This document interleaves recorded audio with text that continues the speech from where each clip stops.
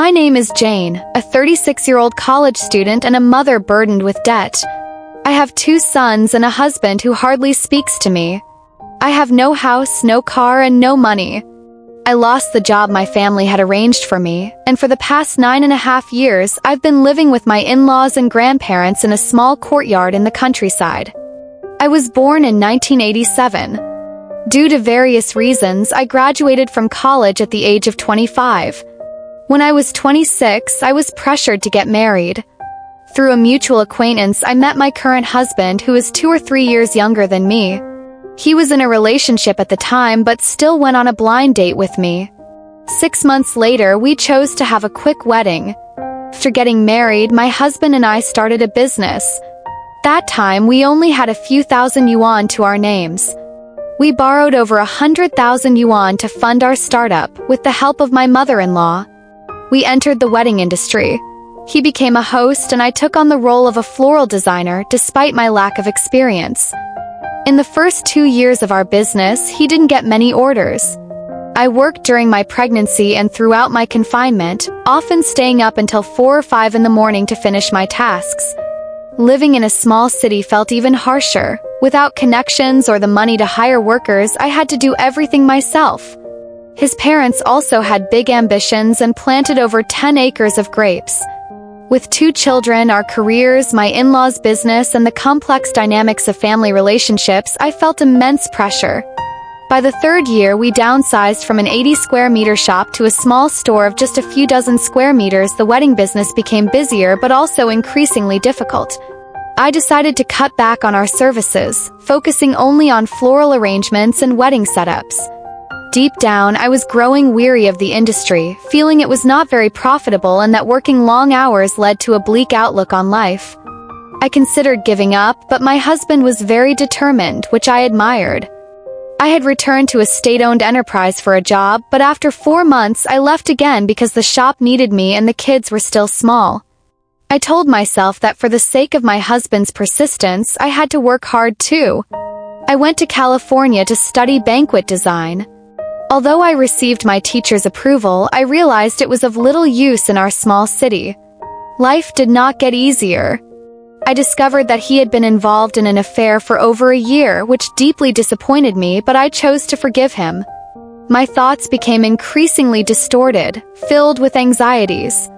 I bought a lot of weight loss pills, but then a younger sister of mine, just 24 years old, died after taking diet pills.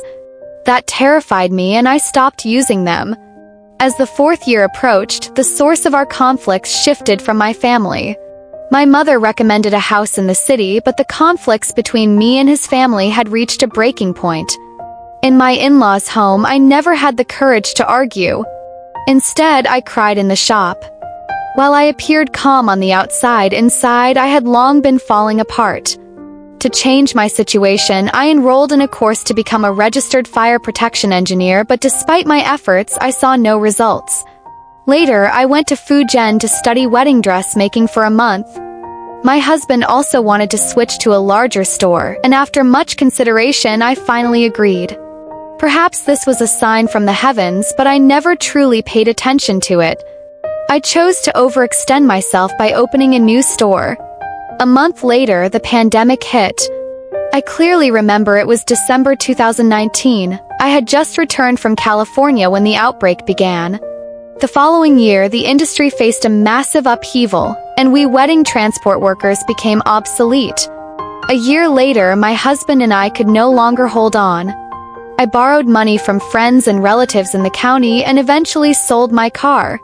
I lost my original job, and our team of over 70 artisans had to shut down due to the pandemic. That time, my husband's mental state also collapsed, and I had to handle everything at the shop while going south to work alone. That was early December 2021.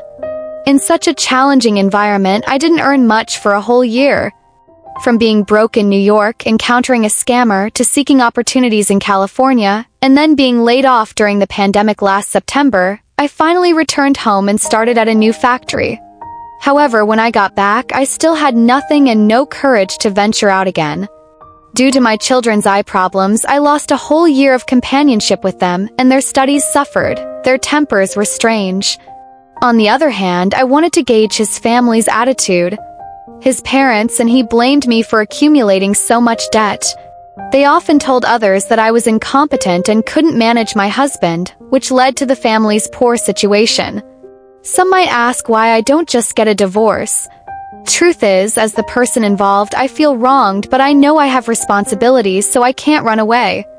In May 2023, after weighing the pros and cons, I opened a small flower shop because I couldn't find a job that would earn money and allow me to care for my children. Business has been tough, barely keeping me afloat. Yesterday, I told him I didn't plan to continue the shop, and he blamed me for losing money. During these 6 months, I've been sending the kids to school every morning, managing the shop during the day, delivering flowers without fail, spending evenings with my kids as they check their eyesight, and using the remaining time to do housework and try my hand at YouTube, all without causing him any worry. Looking back since 2021, I've tried many avenues and even spent money on courses, including short video marketing. Recently, I almost borrowed money to enroll in a teacher's course, but it didn't work out. This made me realize that I don't want to imitate others anymore. I want to happily be myself.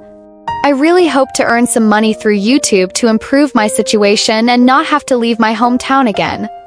However, I've realized that at 36, I've reached a particularly awkward age for job hunting. My life is a complete mess, but I've truly done my best. I've chosen to express my feelings and have prepared myself mentally to face the truth, accepting all misunderstandings and criticisms. Here, I want to say to the friends from my family who lent me money, your kindness and understanding will always be remembered. I know that in this challenging environment, your lives are also tough, but I'm genuinely more anxious than you might think. Some relatives and friends are even worried that I might have a mental breakdown, and that's a significant reason why I'm sharing this video. I'm okay, really, I'm okay. Life hasn't defeated me. Please give me a little time. I will do my best to earn money and work hard to pay off my debts as soon as possible, so I can live openly and freely as my true self.